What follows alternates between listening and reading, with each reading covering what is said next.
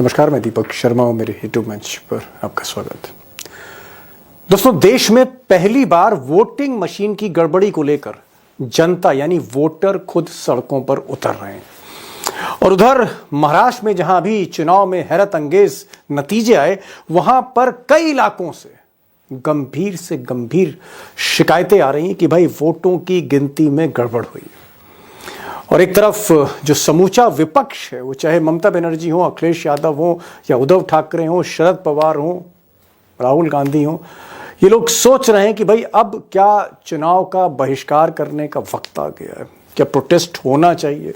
और आज राहुल गांधी तो बाकायदा उन्होंने ऐलान कर दिया कि वो ईवीएम के विरोध को लेकर सड़कों पर भारत जोड़ो यात्रा जैसी एक बड़ी जबरदस्त यात्रा निकालने जा रहे हैं पूरे देश भर में। और आज कांग्रेस के राष्ट्रीय अध्यक्ष मल्लिकार्जुन खड़गे ने तो आज बहुत बड़ी बात कही। उन्होंने कहा कि ये जो वोटिंग की मशीनें हैं, इनको मोदी जी के घर पर रख देना चाहिए, या शाह साहब के घर पे रख देना चाहिए, या अहमदाबाद में जो गोदाम है, उनका इशारा कि जहां से खेल होता है, ये मशीनें वहीं भेज देनी चाहिए। Big statement. हमको ईवीएम पीवीएम कुछ नहीं, हमको होना बैलेट पेपर पे वोट, बस। उनको वो मशीन उनके घर में तो रख लेने दो, या मोदी साहब के घर में रहने दो, या शाह के घर में रहने दो। अगर किसी गोडाउन में, अहमदाबाद में बहुत से गोडाउन बने, वहां ले जाके रख लेने दो, हमको बस पेपर पे करो। अब दोस्तों, जो सबसे बड़ा सवाल यह है कि क्या मशीनों को, ये मशीनें जो इंटरनेट से सीधे नहीं जुड़ी हैं, क्या इनको मैनिपुलेट किया जा सकता है, क्या इनको गड़बड़ किया जा सकता है? और क्या जो वीवीपैट यूनिट है, जहां पर स्लिप निकलती है, क्या खेल वहां से भी हो सकता है? क्या मशीनों को प्रोग्राम किया जा सकता है? और ऐसी प्रोग्रामिंग की जा सकती है कि बटन चाहे हाथी पे दबे, बटन चाहे साइकिल पे दबे या पंजे पे दबे, वोट कमल को जा सकता है? क्या ऐसा हो सकता है? ऐसा मुमकिन है? अब इलेक्शन कमीशन का साफ कहना है कि ये बेबुनियाद बातें, बिना किसी आधार के हैं। और सुप्रीम कोर्ट ने इलेक्शन कमीशन की बात पर मोहर लगा दी। और सरकार भी कह रही है कि जो सुप्रीम कोर्ट कह रहा है कि साहब ये एक तरह का फ्रस्ट्रेशन है, कोई गड़बड़ नहीं हो रही। चुनाव आयोग, सुप्रीम कोर्ट और सरकार। और दूसरी तरफ अगर आप हरियाणा देखें, महाराष्ट्र देखें, तो गंभीर से गंभीर किस्म के इल्जाम लग रहे हैं, आरोप लग रहे हैं, और गड़बड़ियां भी दिख रही हैं। मिसाल के तौर पर एक नया खेल चला है बैटरी का, और लोग कह रहे हैं कि बैटरी के बहाने कंट्रोल यूनिट जिसमें वोट दर्ज होते हैं, उसमें खेल हो रहा है। और वो 99% बैटरी जहां जहां निकलती है, उसमें मेरी जो सामने वाली उम्मीदवार हैं सना मलिक जी, 99% की जो ईवीएम निकल रही थी, उसमें मेरे से उनको डबल वोट मिल रहा था। तीसरे राउंड में 6 ईवीएम ऐसी आई जिनमें बैटरी परसेंटेज 99% शो हुई, और जब उनका डाटा निकाला गया वोटिंग का, तो उसमें खाली भारतीय जनता पार्टी के कैंडिडेट को 60 से 70% इंक्रीज आ रहा है। अब दोस्तों, अगर मशीन जो है, इलेक्ट्रॉनिक डिवाइस, अगर उसमें कुछ गड़बड़ हो रही है, उसकी चिप में कोई गड़बड़ है, प्रोग्रामिंग में कोई गड़बड़ है, तो एक पत्रकार तो नहीं बता सकता। मैं कंप्यूटर साइंटिस्ट हूँ ही, ना ही कोई मैं जीनियस हूँ, और बहुत से आप लोग भी हैं, वो भी कोई टेक्नोलॉजी जायंट तो है नहीं। ये ऐसा मुश्किल सवाल है जिसका जवाब कोई कंप्यूटर साइंस का गुरु दे सकता है, मशीनों का एक्सपर्ट दे सकता है। और कई दिनों की तलाश के बाद आज आपके सामने वो एक्सपर्ट हाजिर हैं जो इस देश के जाने माने टेक्नोलॉजी गुरु हैं, कंप्यूटर साइंस के गुरु हैं, जो मशीनों के एक्सपर्ट हैं, जो अमेरिकी राष्ट्रपति के तकनीकी सलाहकार रहे, जिन्होंने कई पेटेंट्स इजाद किए।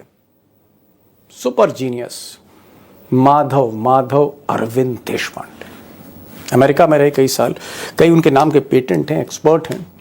काफ़ी मैंने उनसे गुजारिश करी और आज वो प्रोग्राम में हैं। और मैंने उनसे आज बहुत से ऐसे सवाल किए जो मेरे मन में है, आपके मन में है, कि क्या भाई प्रोग्रामिंग हो सकती है? अगर मशीन इंटरनेट से ना जुड़ी हो, क्या उसको भी मैनिपुलेट किया जा सकता है? क्या ये मुमकिन है? Is it possible? मैं कोशिश करूंगा और उनसे सवाल पूछने की, उनके जवाब आज सुनिए। बहुत सी जो शंकाएं हैं उसका समाधान हो सकता है। हमारे साथ अरुण कुमार अग्रवाल भी रहेंगे, जिन्होंने ईवीएम्स को लेके, मशीनों को लेके कई पिटीशंस भी की हैं, उनकी लड़ाई भी चल रही चुनाव आयोग से। उमाकांत लखेड़ा जो टीएन सेशन से लेकर राजीव कुमार जो आज के चुनाव आयोग थे उनको कवर कर रहे हैं, वो भी सवाल पूछेंगे इस साइंस के जीनियस से, कंप्यूटर साइंस के जीनियस से, मशीन के एक्सपर्ट से। और हमारी कोशिश होगी कि उस अंधेरे पर रोशनी डालें जिस अंधेरे में, ऐसा लोग कहते हैं, आजकल चुनाव हो रहे हैं, तो रोशनी डालने की कोशिश होगी कि देश में चुनाव किस तरह हो रहे हैं, नतीजे कैसे आ रहे हैं। देशपांडे जी, शुरू में क्योंकि आप कंप्यूटर के एक्सपर्ट हैं और मैं तो कहूंगा मशीनों के आप एक्सपर्ट हैं, और आपके जो जिस तरह के ऑब्जर्वेशंस हैं मशीनों को लेकर, वोटिंग मशीनों को लेकर, उसको लोग कोट करते हैं। आप ओबामा एडमिनिस्ट्रेशन में आप उनके कंसल्टेंट थे टेक्नोलॉजी को लेकर। कई ऐसे पेटेंट टेक्नोलॉजी के वो आपने इजाद किए और दुनिया ने आपको सलाम किया है। और ये हमारा सौभाग्य, मेरा और मेरे दोस्तों का, व्यूअर्स का, कि आज आप हमारे साथ रूबरू हुए। मैं कुछ सवाल बहुत बुनियादी कर रहा हूं और मैं बहुत संक्षेप में आपसे जवाब चाहता हूं। सबसे पहला सवाल मेरा मशीन को लेकर है कि यह सही बात है कि मशीन जो है वो इंटरनेट से कनेक्ट नहीं होती। मशीन जो है जिस पर हम वोट करते हैं वो वाईफाई से या ब्लूटूथ से कनेक्टेड नहीं होती, वो अलग है। लेकिन क्या इसके बावजूद कि अगर वो इंटरनेट से कनेक्ट नहीं है, क्या मशीन मैनिपुलेट की जा सकती है? पहले तो धन्यवाद मुझे बुलाने के लिए। हाँ, बिल्कुल, आपने जैसे कहा कि कनेक्ट तो नहीं होती, इसलिए हैक नहीं, हम कह सकते हैं कि हैक नहीं होती, लेकिन मैनिपुलेट जरूर हो सकती है। मैनिपुलेट हो सकती है, बिल्कुल जी।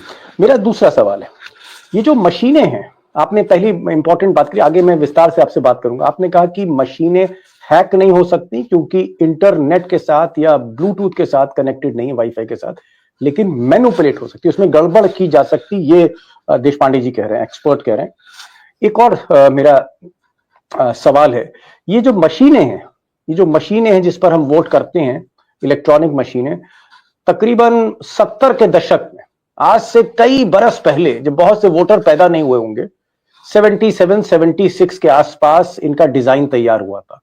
और मुझे लगता है कि 30-40 बरस से ज्यादा हो गए, 40 बरस से ज्यादा हो गए, ये मशीनें अभी भी प्रयोग कर रही। क्या ये मशीनों का डिजाइन पुराना है और एक चुनौती है कि भाई अगर डिजाइन पुराना है, टेक्नोलॉजी रातों रात बदलती जाती है आज की दुनिया में, क्या डिजाइन पुराना है और ये एक खामी है, ये एक कमी है इसके अंदर? बिल्कुल, 1977 में पहली बार इंडिया में ईवीएम आए थे तब, लेकिन हमको ये भी मानना पड़ेगा कि 2013 में ये जो पुरानी डिज़ाइन थी उसमें एक मेजर चेंज आ गया। पुरानी ईवीएम्स में सिर्फ बैलेट यूनिट और कंट्रोल यूनिट थे, जहां वोटर जो था बैलेट यूनिट पे बटन दबाता था और कंट्रोल यूनिट वो सेव करती थी। वोटर को कुछ दिखता नहीं था एक्सेप्ट जो उनका वो दिया जलता है जी, वो दिखाई देता था। तो इसलिए सुप्रीम कोर्ट ने ऑर्डर दिया कि वोटर को दिखना चाहिए कि वो किसको वोट कर रहा है, जो उसने बटन दबाया, इसलिए वीवीपैट इंट्रोड्यूस हो गया। और आज के जो प्रॉब्लम्स है उनकी काफी हद तक जड़ें वीवीपैट को लेके है। इनफैक्ट सब major problems because of this introduction of VVPAT है। आपने एक बड़ी बात कही, आपने कहा कि जो वोटर है जो बटन दबा रहा है, मान लीजिए अगर हाथी है, घोड़ा है, अगर मैं घोड़े पर बटन दबा रहा हूं या हाथी पर दबा रहा हूं, तो आपका कहना है कि वीवीपैट इसलिए मशीन लगाई गई कि हाथी की तस्वीर उसमें आए, सिंबल आए। मतलब मान लीजिए, चलिए खुलकर ही बोल देता हूं, अगर मैं हाथ का पंजा दबा रहा हूं तो हाथ आना चाहिए, कमल दबा रहा हूं तो कमल आना चाहिए, इसलिए वीवीपैट को लगाया गया। बिल्कुल बिल्कुल। लेकिन आप एक बड़ी बात कह रहे हैं, आप ये कह रहे हैं कि जो वीवीपैट है यही सबसे कमजोर कड़ी है। ऐसा क्यों है? संक्षेप में हिंदी में आप बताएंगे एकदम कि आसानी से लोग समझ जाएं। कोशिश करता हूं। देखिए, ऐसा है कि हर एक ये तीन जो कंपोनेंट है, बैलेट यूनिट, कंट्रोल यूनिट और वीवीपैट, तीनों में माइक्रो प्रोसेसर्स है। आज माइक्रो प्रोसेसर्स हैं, माइक्रो प्रोसेसर या माइक्रो कंट्रोलर, जो कहना चाहो वो कहो। ये इसमें प्रोग्राम होता है और ये जो हर एक प्रोग्राम की एक खामी होती है कि जो प्रोग्राम जो है वो डेटा को पढ़ के अपना बर्ताव बदल सकता है। अभी वीवीपैट में जो प्रोग्राम है उसको अगर हम कुछ ऐसा डेटा दे दें और वो प्रोग्राम पहले ही ऐसा लिखा गया हो कि वो डेटा को समझ सकता है कि उसने क्या करना है। उदाहरण के तौर पे जो सिंबल लोडिंग यूनिट SLU होती है, उसमें कैंडिडेट का नाम, उसका चिन्ह और उसका अनुक्रमांक ये डेटा रहता है। समझो सीरियल हमारे नंबर पास उसका,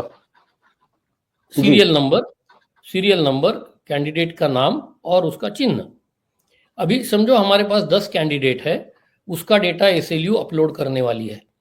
अभी दो तरीके से इसको मैं एडिशनल डेटा दे सकता हूं। एक, जो कैंडिडेट का नाम की जो लाइन है उसके आगे एक स्टार लगा सकता हूं, या 10 कैंडिडेट होने के बाद एक संख्या लिख सकता हूं। समझे, मैंने 4 ये संख्या लिखी, तो प्रोग्राम अगर ऐसा लिखा है कि वो जब संख्या पढ़ेगा तो उसको पता चलेगा कि 4 ये जो नंबर है उस पे जो कुछ कैंडिडेट है उसको हमें हर तीसरा वोट देना है। अभी ओके, क्या हो जाएगा, पांडे जी एक मिनट, मैं एक्सप्लेन कर दूं, थोड़ा टेक्निकल है देश पांडे जी। अगर मैं गलत कहूं तो आप मुझे सही कर दिएगा, क्योंकि दर्शकों तक ये बात, दोस्तों तक पहुंचनी चाहिए। आपने कहा कि मान लीजिए 1 2 3 4 5 6 ये कैंडिडेट्स हैं, ऊपर वाला नंबर 1 पे कांग्रेस है, नंबर 2 पे बहुजन समाज पार्टी है, नंबर 3 पे समाजवादी पार्टी, नंबर 4 पे बीजेपी, नंबर 6 पे और नंबर 7 पे। तो आपने कहा कि उसको इस तरह से प्रोग्राम कर सकते हैं कि मान लीजिए कि नंबर 4 पे अगर बीजेपी है या कांग्रेस कह लीजिए, अगर हमने प्रोग्राम कर दिया ऐसा कि हर तीसरा आदमी जो भी आएगा, चाहे वो किसी को भी वोट दे, वोट कांग्रेस को ही जाएगा, वोट एक पर्टिकुलर कैंडिडेट को वोट जाएगा, मतलब कांग्रेस है या बीजेपी है।